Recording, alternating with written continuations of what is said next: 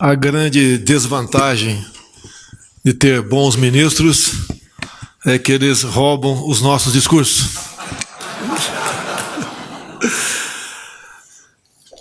Eu vou tentar aqui dizer aos senhores o que é esse novo Brasil.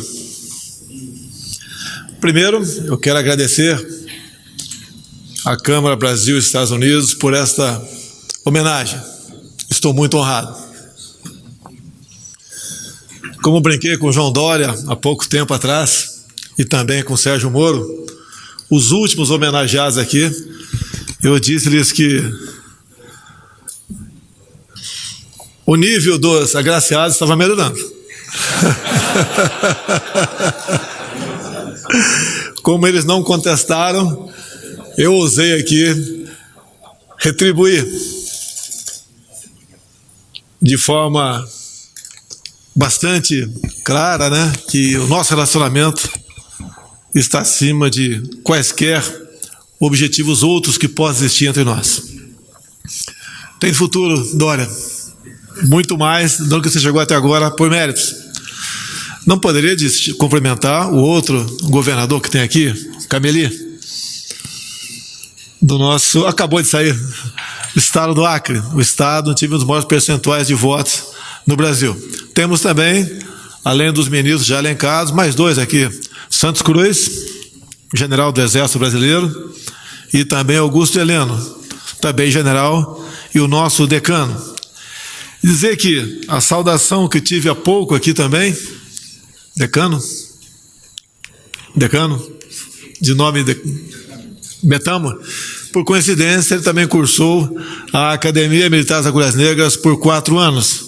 Então, não deixamos de sermos colegas. Então, meus senhores,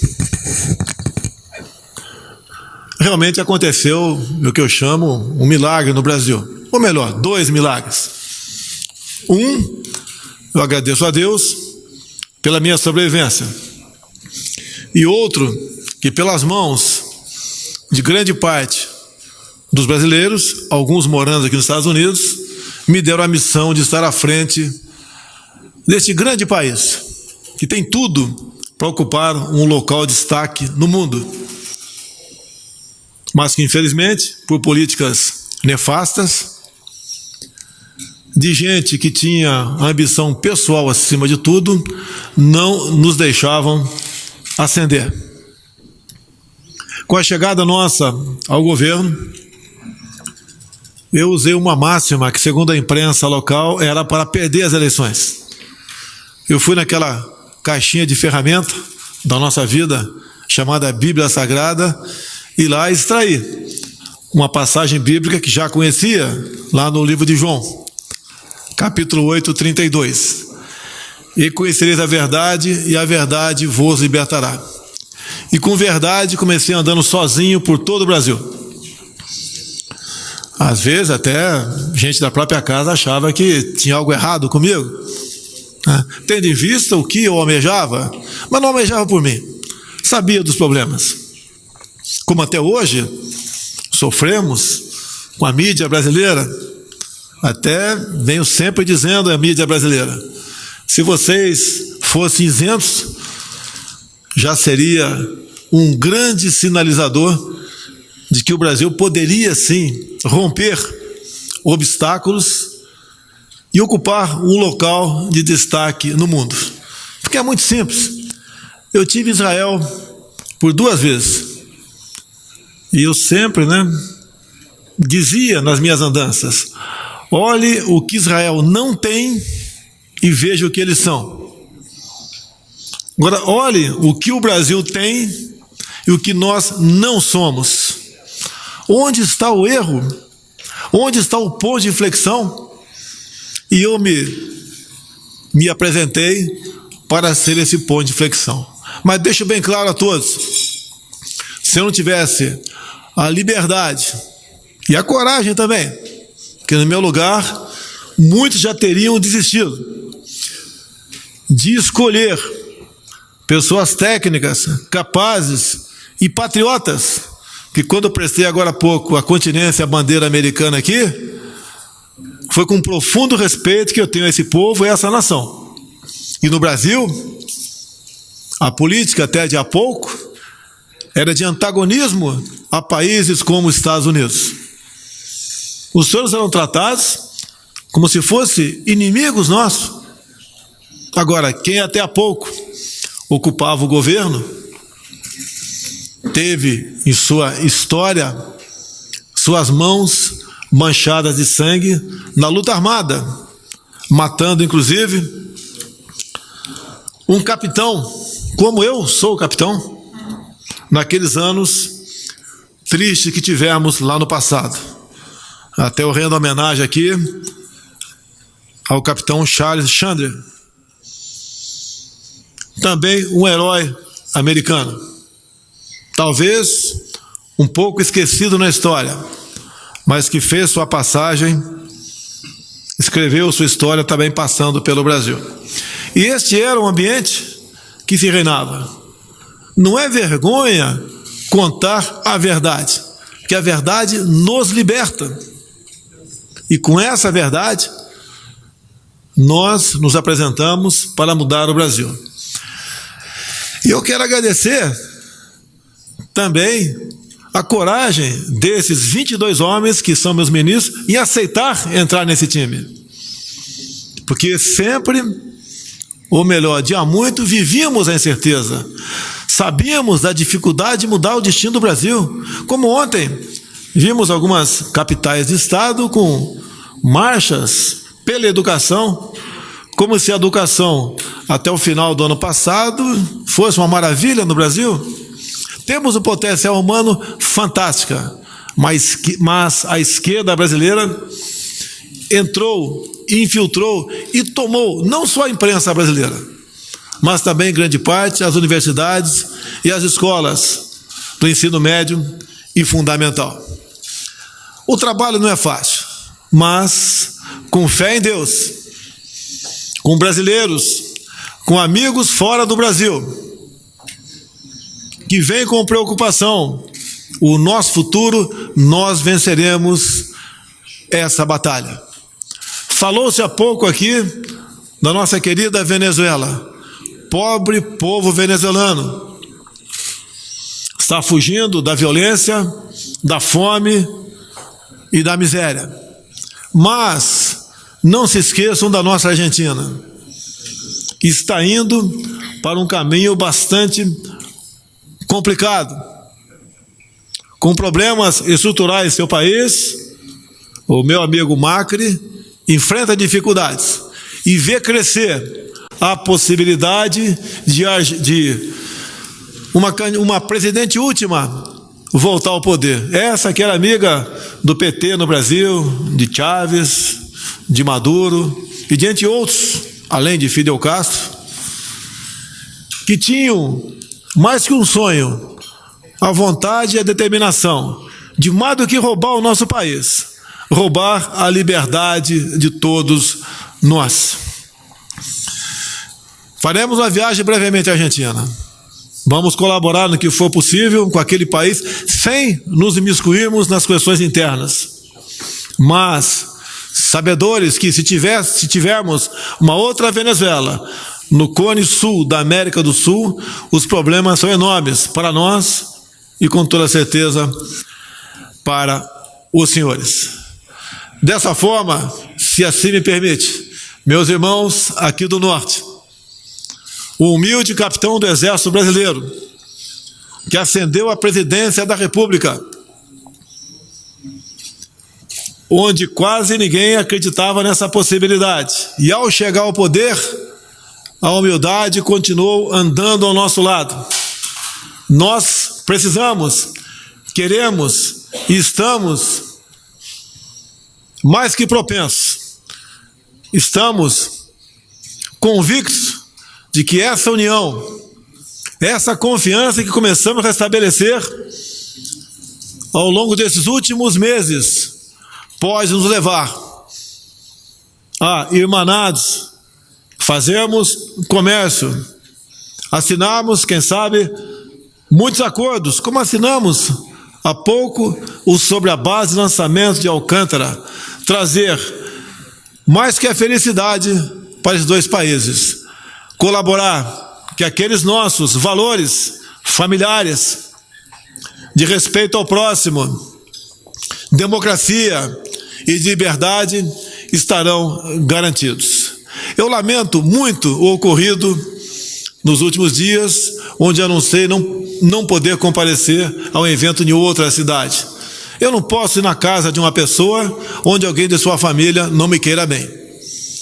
Mas o meu amor, o meu respeito, a minha consideração por todos os Estados Unidos, inclusive os nova-iorquinos, continuará da mesma forma como sempre encarei e respeitei a todos vocês. O momento é de glória, é de felicidade ímpar para mim estar recebendo um prêmio como esse, onde pessoas ilustres no passado já receberam, como um presente aqui o João Dória. E creio que a materialização desse prêmio é a certeza que os senhores e senhoras também querem essa aproximação. O Brasil de hoje é amigo dos Estados Unidos. O Brasil de hoje respeita os Estados Unidos. E o Brasil de hoje quer o povo americano, os empresários americanos ao nosso lado. E termino com o meu chavão de sempre. Meu muito obrigado a todos. Brasil e Estados Unidos, acima de tudo, Brasil acima de todos.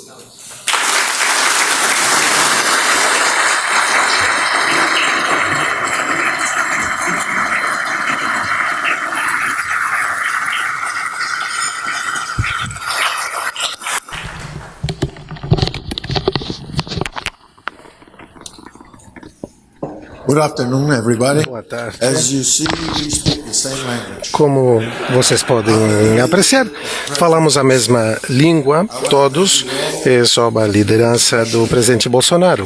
Quero agradecer a todos, sobretudo a nossa anfitriã Nancy Marcos, que me deu um livro que estamos nos juntando à nova ordem ocidental, mundial, com uma democracia. O nosso presidente foi eleito com uma campanha de menos de $1 milhão. Isto nunca tinha acontecido e nunca voltará a acontecer. Ele nomeou um gabinete que fala a mesma língua e que aproveitará esta nova oportunidade de fazer do Brasil um grande país, finalmente.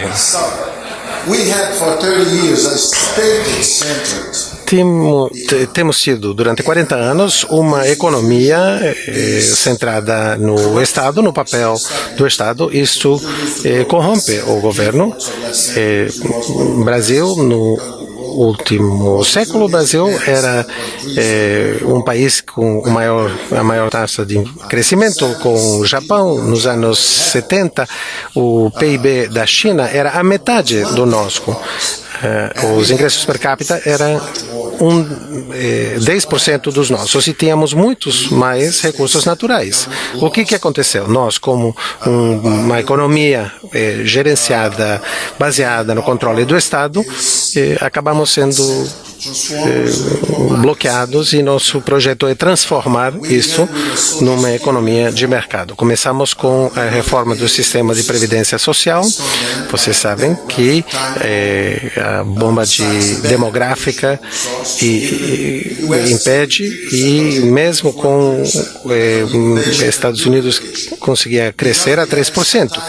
Como nós temos um sistema de crédito onde os bancos estaduais, os bancos do Estado controlam 60%, os recursos não são distribuídos corretamente e nos anos 80 colapsamos de 7,3 a 2,5 e no começo deste século 21 a 2,2 e nos últimos 8 anos temos um crescimento de quase 0%. Não funciona. Temos visto um estancamento e esta reforma do sistema de previdência social terá um dobre efeito. Primeiro, vamos ter um horizonte de 10 e 15 anos de um saneamento fiscal. O Brasil estava sendo engolido pelo buraco preto de financiamento do sistema de previdência social. Então, estamos colocando um pouco de combustível para conseguir essa transição a um sistema com uma nova capitalização. Vamos crescer não só por melhorar o horizonte de investimentos com uma boa saúde fiscal, mas também começaremos a investir e não só consumir os fundos da Previdência Social. Em segundo lugar, a privatização. O Brasil gasta cada ano 100 bilhões de dólares só para pagar os juros. A reconstrução da Europa, graças ao Plano Marshall, foi de 106 bilhões de dólares. E o Brasil gasta esse dinheiro cada ano sem poder sair da pobreza. Isso porque temos emprestado dinheiro como se nunca teríamos que pagar e passando essa conta às gerações futuras. Então, o momento de pagar essa conta chegou, o presidente encorajou e exigiu que nos organizássemos para fazer esse sacrifício. Em terceiro lugar, a reforma da Previdência Social vai nos dar 15 anos para reduzir este gasto perverso. O Brasil foi um país onde pagávamos impostos muito altos e foi também um paraíso fiscal. Com um bilionário brasileiro conseguirá vender tudo, desde o palácio do presidente, a casa onde eu ia morar, tudo o que pode ser vendido. Agora, vai ser difícil, porque o presidente já reduziu os custos do Palácio Presidencial de 70%, mas vamos procurar de tirar ele fora do Palácio e vamos procurar de fazer uma fusão entre o Banco do Brasil e o Bank of America. São bancos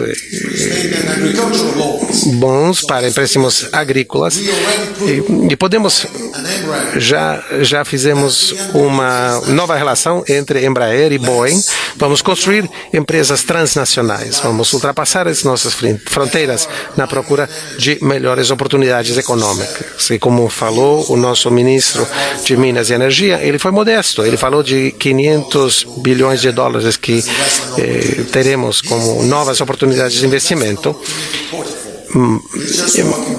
mas ele é um portfólio de investimentos. Ele vê oportunidades em gás, em petróleo, eletricidade. Mais do que isso, as estimações são de quase $1 trilhão que será produzido nos próximos 5 anos, que é a fronteira de ultramar. Hoje estávamos falando com o presidente e diretor da ExxonMobil. Todos os que crescemos no Brasil vimos o noticiário que era patrocinado pela Exxon. Eu cresci vendo isto. O presidente, que é mais jovem do que eu, não lembrará disto. O repórter ESSO chamava-se. E queremos que o Brasil seja grande de novo. E ESSO controlava, Exxon, no Brasil ESSO controlava não tanto a exploração, porque era monopólio da Petrobras até nessa época, e os monopólios que conhecemos não são bons para a economia. E falávamos disto com ele, o presidente da Câmara Baixa e o presidente do Senado dizem que vão aprovar em 60 dias a reforma do sistema de previdência social. E isso vai ser maravilhoso, vai mudar a perspectiva total do país. Quando começamos a ver as opções, a transferência de direitas, os preços, acreditamos, vão ser 25% mais do que são hoje e serão transparentes e sem corrupção. Na segunda parte do ano, falaremos sobre voltar a crescer, veremos o impulso quebrando o monopólio dobro da exportação de petróleo, mas também na distribuição de gás e petróleo. Então, poder quebrar e acabar com esse duplo monopólio vai reduzir os preços em 50%. E procuraremos com isto uma reindustrialização do país em base a um combustível acessível e acreditamos que quando chegue o combustível e as casas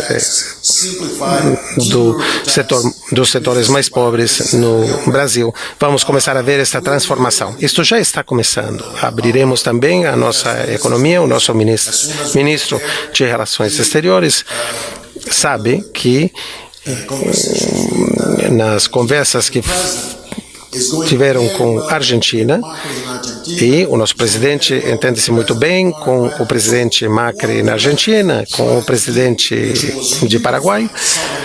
O que a esquerda procurou fazer de unificar a América Latina com ideias obsoletas, o nosso presidente procurará unificar a América Latina numa economia de mercado. Ele está me agradecendo e eu acredito que eu deveria, com isso, concluir os meus comentários.